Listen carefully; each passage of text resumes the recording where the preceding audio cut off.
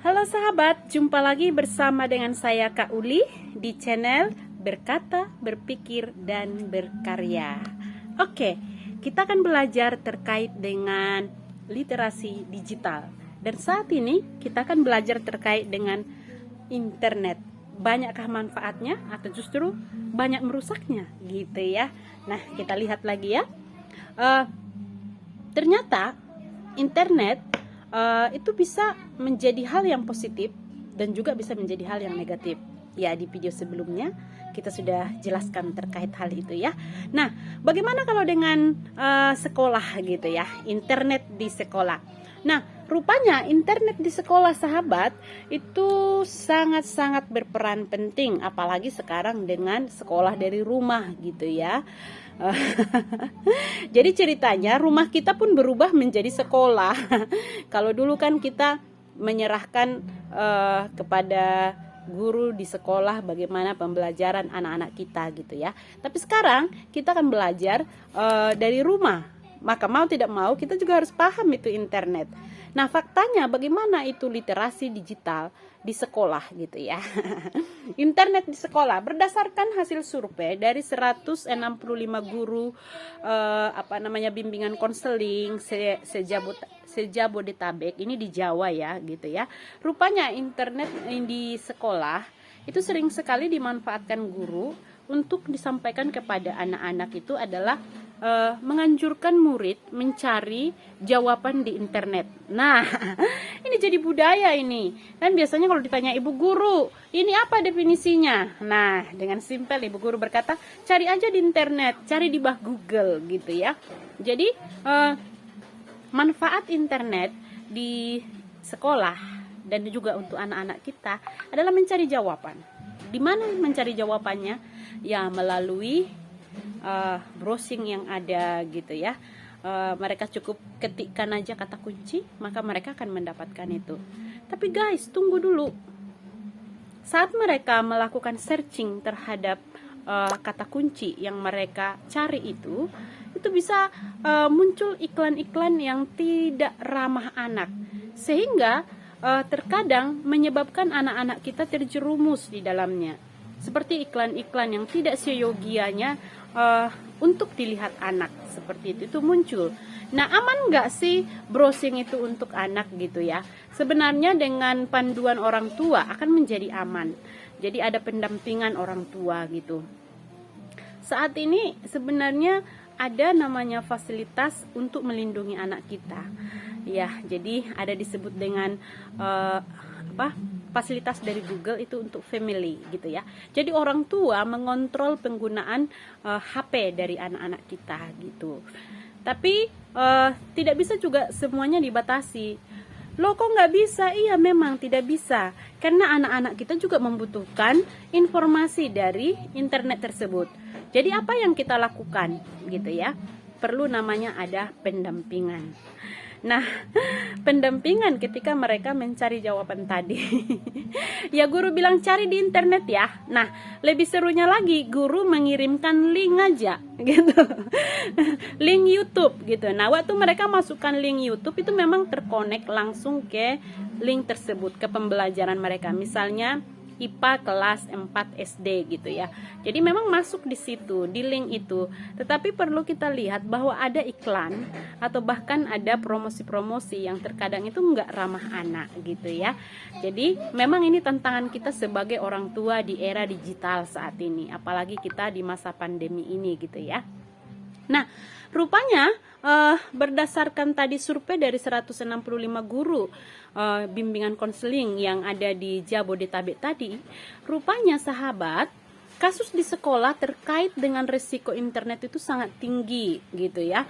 Jadi di mana ada kasus-kasus abuse untuk anak gitu ya.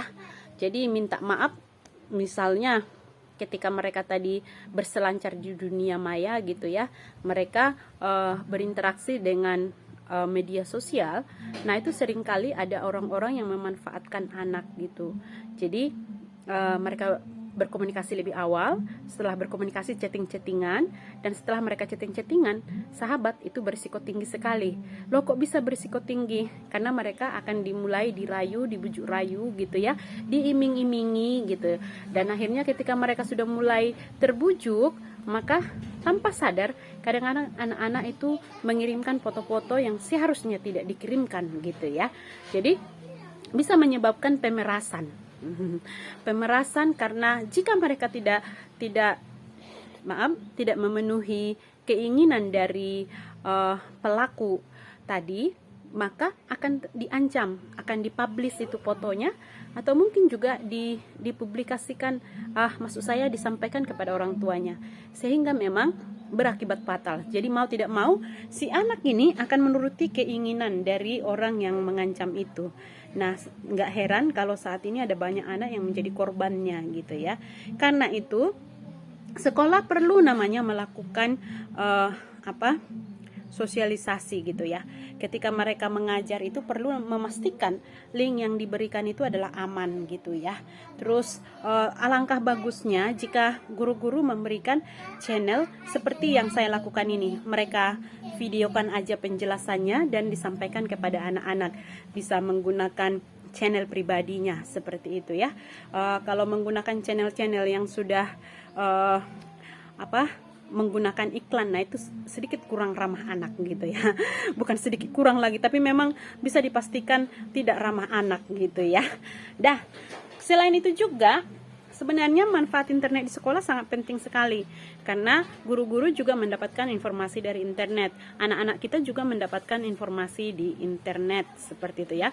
Tapi dengan catatan tadi, seperti di video saya sebelumnya mengatakan, kita harus cakap di dalam era digital ini gitu ya. Dalam literasi digital kita harus cakap mengolah informasi, kita harus cakap menyaring informasi yang ada gitu ya, sehingga tidak mengakibatkan kerugian yang fatal untuk kita dan juga generasi kita gitu. Mari kita lihat selanjutnya, masalah-masalah apa sih yang terjadi gitu, resiko internet bagi anak-anak kita gitu ya. Yang pertama itu ada namanya kecanduan gitu. Mereka candu menggunakan handphone mereka, gadgetnya mereka gitu ya. Mereka juga candu untuk berselancar di media sosial. Jadi lebih senang berselancar di media sosial daripada berbicara dengan orang tua gitu ya, mengabaikan orang tua gitu. Mereka lebih senang berkomunikasi di internet daripada mereka bertemu langsung dengan teman-temannya gitu. Jadi ada kecanduan. Terus yang berikut juga kecanduannya bisa menyebabkan kecanduan akan konten-konten yang negatif gitu ya. Saat ini kita bisa lihat di YouTube itu ada banyak sekali konten-konten yang mengarahkan anak untuk melakukan kekerasan gitu, melakukan hal-hal yang tidak seharusnya dilakukan gitu ya. Selain itu juga namanya ada cyberbully gitu. Anak-anak kita mengalami bully di dalam media sosial gitu ya. Misal contohnya ketika anak saya sekolah, mereka menggunakan Zoom gitu ya. Di chatting-chattingnya mereka itu di WhatsApp grup itu terkadang mereka satu sama lain saling membuli gitu. Kamu tadi di Zoom begini loh, kamu begini loh gitu. Jadi mereka mendapatkan bully yang itu juga lebih menyakitkan, lebih membekas dibandingkan dengan bully secara physically yang mereka temukan di lingkungan sekolah gitu ya. Nah, di dunia maya itu ada namanya history internet atau disebut dengan jejak internet, itu akan membekas gitu ya. Jadi orang screenshot, orang simpan chattingnya itu lalu kemudian dipublish lagi. Nah, hal-hal seperti ini berakibat fatal kepada anak kita gitu ya. Terus yang kemudian juga ada namanya pelanggaran privasi ya di dalam risiko internet bagi anak-anak kita. Pelanggaran privasi di sini hampir 10% mengalami gitu ya. Jadi di mana tidak ada lagi privasi, orang belak-belakan aja gitu ya, menyajikan apa saja gitu. Terus yang berikut juga namanya ada pedofil online. Nah, ini sangat-sangat rentan sekali untuk anak-anak kita gitu ya. Pedofil online itu adalah sejenis perlakuan seks terhadap anak secara online gitu. Jadi ada orang-orang memang yang kelainan, mereka akan mendapatkan kepuasan ketika mereka menatap foto dari anak-anak kita. Untuk itu memang perlu sampaikan kepada anak-anak kita untuk mereka kalau ada fotonya, foto yang sewajarnya aja, jangan foto dengan hal-hal yang tidak sewajarnya sebagai orang Asia gitu ya, berpakaian yang benar, berpakaian yang tepat seperti itu. Nah, yang berikut juga risiko-risiko yang tadi kita sebutkan itu seperti gunung es gitu ya. Kenapa dikatakan seperti gunung es gitu? Karena sebenarnya di permukaan itu hanya tampak sedikit, tapi sebenarnya kalau kita mau gali itu sangat-sangat banyak gitu ya. Terus maaf.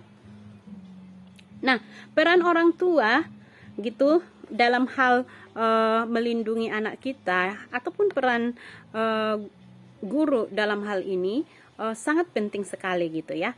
Oke, ikuti video kita yang berikutnya bagaimana peran orang tua dan guru dalam mencegah dampak negatif internet bagi anak-anak kita. Oke, terima kasih untuk hari ini. Kita sudah belajar tentang internet di sekolah, internet bagi anak-anak kita gitu ya. Ada beberapa poin yang harus kita pahami tadi, bahwa internet itu punya manfaat, tetapi juga internet itu berisiko untuk anak-anak kita gitu. Karena itu kita harus menggunakan internet dengan tepat guna dalam pemanfaatannya dan juga perlu pendampingan untuk anak-anak kita. Sampai jumpa di video berikutnya. Saya Kak Uli dari channel Berpikir, Berkata, dan Berkarya. Oke, salam.